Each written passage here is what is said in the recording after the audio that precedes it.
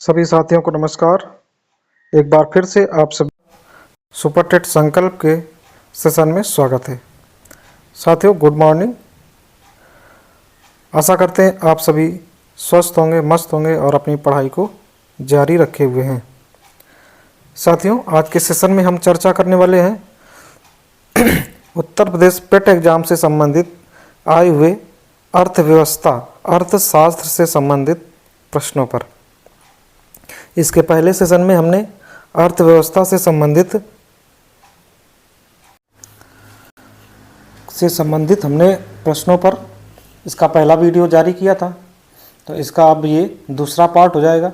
चलिए स्टार्ट करते हैं। जो भी नए साथी सुपर टेट संकल्प के साथ जुड़े हुए हैं, सुपर टेट संकल्प को सब्सक्राइब करते हुए वीडियो को लाइक करें, कमेंट करें, शेयर करें। चलिए अपने सेशन की ओर बढ़ते हैं। प्रश्न नंबर 24 दिया गया है, बैंकों के राष्ट्रीयकरण के प्रथम चरण के दौरान किस बैंक का राष्ट्रीयकरण नहीं किया गया था? तो इसका सही आंसर हो जाएगा विजया बैंक। डी ऑप्शन इसका सही है। बैंकों के राष्ट्रीयकरण के प्रथम चरण 1969 के दौरान जिन बैंकों का राष्ट्रीयकरण किया गया था उनमें शामिल है Allahabad bank, Canara bank, United bank of India, UCO bank, syndicate bank, Indian overseas bank, bank of Baroda, Punjab national bank, bank of India, bank of Maharashtra, central bank of India, Indian bank, देना बैंक तथा यूनियन बैंक। इतनी बैंकों का प्रथम चरण 1969 के दौरान राष्ट्रीयकरण किया गया था, जबकि प्रथम चरण के दौरान विजया बैंक का राष्ट्रीयकरण नहीं किया गया था। अगला प्रश्न हो जाएगा,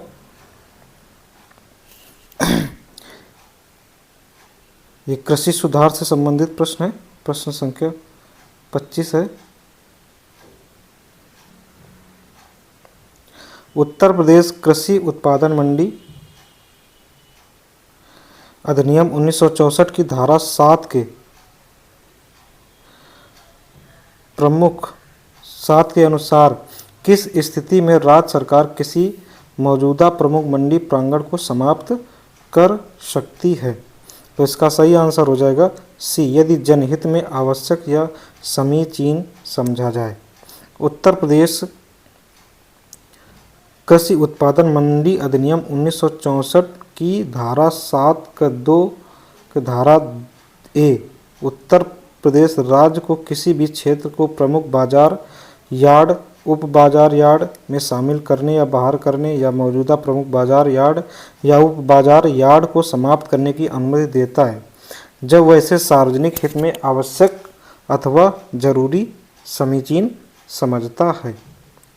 अगला प्रश्न हो जाएगा 26 है, बीमा के प्रस्थापन के सिद्धांत के अंतर्गत निम्नलिखित में से कौन सा सही है?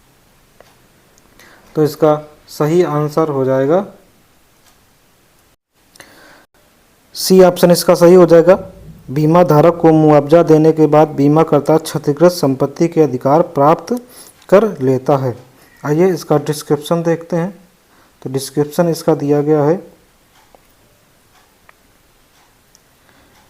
बीमा में प्रतिस्थापना के सिद्धांत के तहत एक बार जब बीमाकर्ता बीमित व्यक्ति को नुकसान देने के लिए मुआवजा देता है तो बीमाकर्ता उस दूसरे पक्ष बीमित व्यक्ति से नुकसान की भरपाई करने या क्षतिग्रस्त संपत्ति पर कब्जा करने के लिए बीमित व्यक्ति के अधिकारों को ग्रहण कर लेता है। यह बीमा धारक को एक ही नुकसान के लिए 2 बार मुआवजा लेने से रोकता है और बीमाकर्ता को अपने नुकसान को कम करने की अनुमति देता है। अगला प्रश्न है 27 दिया गया है, किस केंद्र प्रायोजित योजना का उद्देश्य किसानों की लाभप्रदता में सुधार करना, गुणवत्तापूर्ण भोजन की उपलब्धता सुनिश्चित करना और मिट्टी की उर्वरता और कृषि भूमि में पारिस्थितिकी तंत्र को बहाल करना है?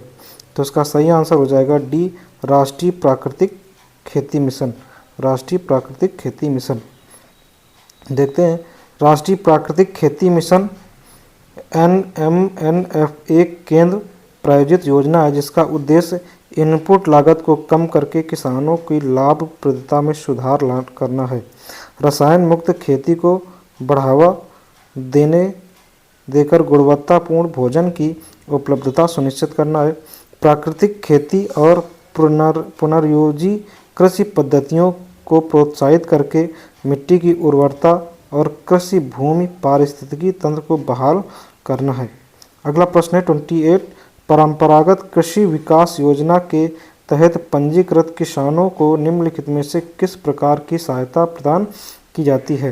तो इसका सही आंसर हो जाएगा डी, भागीदारी गारंटी प्रणाली प्रमाणन।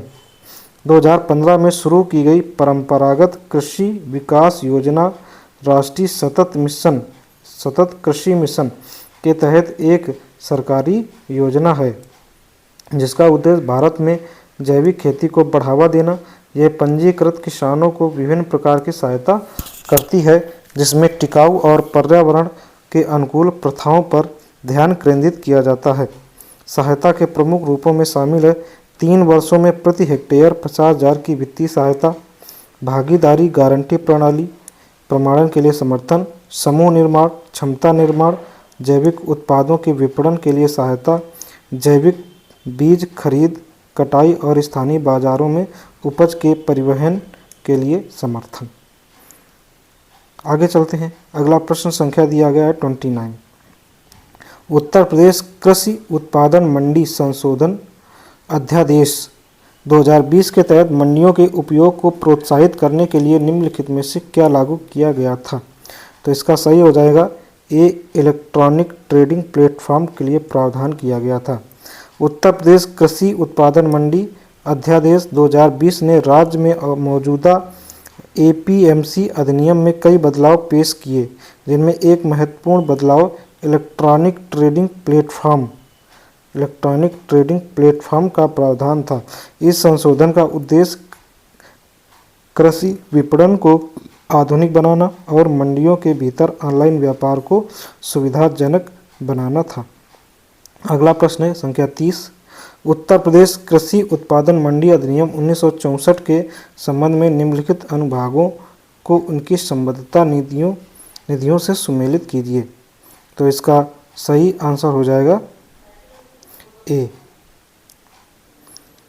इसका सही हो जाएगा, ए का चौथा हो जाएगा, ए का 26 पीपीपी केंद्रीय मंडी निधि सेंट्रल मंडी फंड हो जाएगा, और बी का सेकंड हो जाएगा, बी का सेकंड ही हो जाएगा बाजार समिति निधि मार्केट कमेटी फंड, और सी का फर्स्ट हो जाएगा 26 पी बोर्ड निधि फंड हो जाएगा, और 19 का थर्ड हो जाएगा, मतलब डी का थर्ड मंडी विकास निधि। ये दिया गया है। इसका सॉल्यूशन ए का चौथा, बी का सेकेंड डी हो जाएगा, और सी का बोर्ड निधि फंड, और डी का 19 बी मंडी विकास निधि। अगले प्रश्न की ओर चलते हैं। अगला प्रश्न संख्या है 31। समान पारिश्रमिक अधिनियम 1976 के किस अध्याय में पुरुष और महिला श्रमिकों को समान दरों पर पारिश्रमिक का भुगतान और अन्य मामले शामिल हैं? तो इसका सही है ए, अध्याय सेकंड में। समान पारिश्रमिक अधिनियम 1976 के अध्याय 2 में पुरुष और महिला को समान दरों पर पारिश्रमिक का भुगतान अन्य मामले शामिल हैं। अगला प्रश्न हो जाएगा 32। निम्नलिखित में से कौन भारतीय आर्थिक नियोजन के जनक थे? तो इसका सही हो जाएगा एम विश्वेश्वरैया।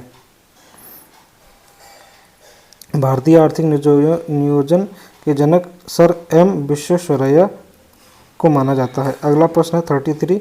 निम्नलिखित कथनों पर विचार कीजिए। कथन फर्स्ट दिया गया, मृदा स्वास्थ्य कार्ड योजना का उद्देश्य सिंचाई के तहत कृषि क्षेत्र का विस्तार करना। कथन 2, मृदा स्वास्थ्य कार्ड योजना का उद्देश्य भूमि पर उर्वरकों के अत्यधिक उपयोग को रोकना है। उपरोक्त कथनों पर सही कौन सा है? तो इसका सही हो जाएगा केवल 2, बी ऑप्शन सही हो जाएगा। कथन 1, मृदा स्वास्थ्य कार्ड योजना 2015 का मुख्य उद्देश्य किसानों को उनकी मिट्टी के स्वास्थ्य के बारे में जानकारी प्रदान करना है ताकि वे उचित उर्वरकों का प्रयोग कर सकें और अपनी फसल की पैदावार को बढ़ा सकें, न कि सिंचाई के तहत कृषि का विस्तार करना। कथन 2, मृदा स्वास्थ्य कार्ड योजना 2015 का उद्देश्य कृषि भूमि पर उर्वरकों के अत्यधिक उपयोग को रोकना है। अतः जब किसानों को उनकी मिट्टियों के स्वास्थ्य के बारे में पता होगा तो वे आवश्यकताओं के अनुरूप ही उर्वरक का उपयोग करते हैं। अतः कथन फर्स्ट गलत है और कथन 2 सही है। अगला प्रश्न है 34, बीमा विनियामक एवं विकास प्राधिकरण का मुख्यालय कहाँ स्थित है? तो इसका सही आंसर हो जाएगा डी, हैदराबाद में स्थित है। डिस्क्रिप्शन देखते हैं इसका। बीमा विनियामक एवं विकास प्राधिकरण IRDA का मुख्यालय हैदराबाद तेलंगाना में है। वर्ष 2001 में दिल्ली से स्थानांतरित हुआ था।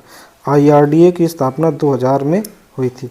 अगला प्रश्न है 35, निम्नलिखित में से कौन सा 1991 में नई आर्थिक नीति के तहत संरचनात्मक समायोजन कार्यक्रमों का हिस्सा नहीं था? तो इसका भुगतान संतुलन का समायोजन थर्ड ऑप्शन हो जाएगा। आगे दिया गया है 1991 में आर्थिक नीति के तहत संरचनात्मक का समायोजन कार्यक्रमों का हिस्सा थे trade and capital inflow reform, industrial reform, tax reform, physical reform, monetary and financial reform, privatisation. जबकि भुगतान संतुलन का समायोजन मैक्रो इकोनॉमिक स्टेबलाइजेशन का हिस्सा था। अगला प्रश्न है 36 है, गन्ने के उचित एवं लाभकारी मूल्य को कौन मंजूरी देता है? तो इसका सही आंसर हो जाएगा सी, आर्थिक मामलों की कैबिनेट समिति। गन्ने के उचित एवं लाभकारी मूल्य को मंजूरी कृषि लागत एवं मूल्य आयोग की सिफारिश पर आर्थिक मामलों की कैबिनेट समिति द्वारा प्रदान की जाती है। अगला प्रश्न हो जाएगा 37, निम्नलिखित में से कौन सा एक भारतीय श्रम कानून और सामाजिक सुरक्षा उपाय है जिसका उद्देश्य काम करने का अधिकार, राइट टू वर्क की गारंटी देता है? तो इसका सही आंसर हो जाएगा बी, महात्मा गांधी एक ग्रामीण रोजगार गारंटी अधिनियम, और वर्तमान में इसका नाम बदल गया है, जी राम जी नाम हो गया है। तो ये महात्मा गांधी राष्ट्रीय ग्रामीण रोजगार गारंटी अधिनियम एक भारतीय श्रम कानून और सामाजिक सुरक्षा उपाय है जिसका उद्देश्य काम करने का अधिकार की गारंटी देता है। संविधान का अनुच्छेद 41 काम करने का अधिकार, राइट टू वर्क का प्रावधान करता है, जिसे महात्मा गांधी राष्ट्रीय ग्रामीण रोजगार गारंटी अधिनियम 2005 व्यवहार में लाने का प्रयास करता है। अगला प्रश्न हो जाएगा 38, जीएसटी की कौन सी प्रमुख विशेषता क्रेडिट के निर्बाध प्रवाह की अनुमति देती है और अंतिम उपभोक्ता पर कर के बोझ को कम करती है? तो इसका सही आंसर हो जाएगा डी, गंतव्य आधारित कर।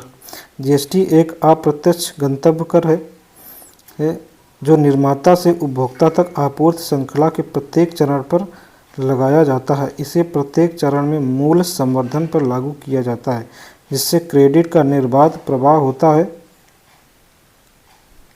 और अंतिम उपभोक्ता पर कर का बोझ कम होता है।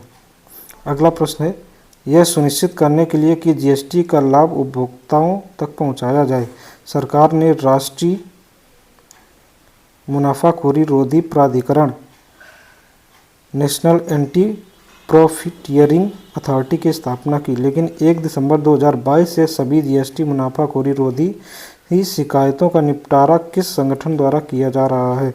तो हो जाएगा CCI, भारतीय प्रतिस्पर्धा आयोग के द्वारा।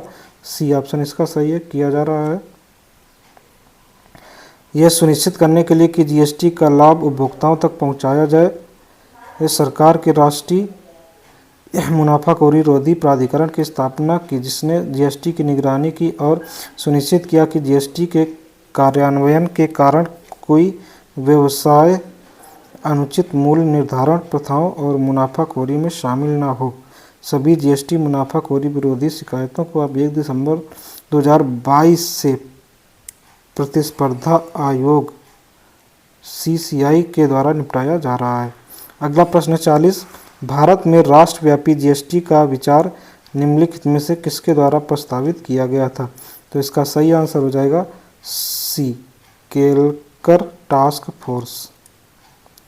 भारत में राष्ट्रव्यापी जीएसटी का विचार सर्वप्रथम केलकर टास्क फोर्स द्वारा वर्ष 2000 में प्रस्तावित किया गया था। इसका उद्देश्य जटिल और खंडित कर टैक्स को एकीकृत कर प्रणाली से बदलना था, जो अनुपालन को सरल बनाए, कैस्केडिंग को कम करे और आर्थिक एकीकरण को बढ़ावा दे। तो साथियों, आज के सेशन को यहीं पर समाप्त करते हैं। तो साथियों, इसका नेक्स्ट पार्ट भी जल्द आने वाला है। तो जो भी नए साथी जुड़े हुए हैं सुपर टेट संकल्प के साथ, सुपर टेट संकल्प को सब्सक्राइब और लाइक करते रहें। मिलते हैं नेक्स्ट सेशन में, तब तक आप सभी को राधे राधे।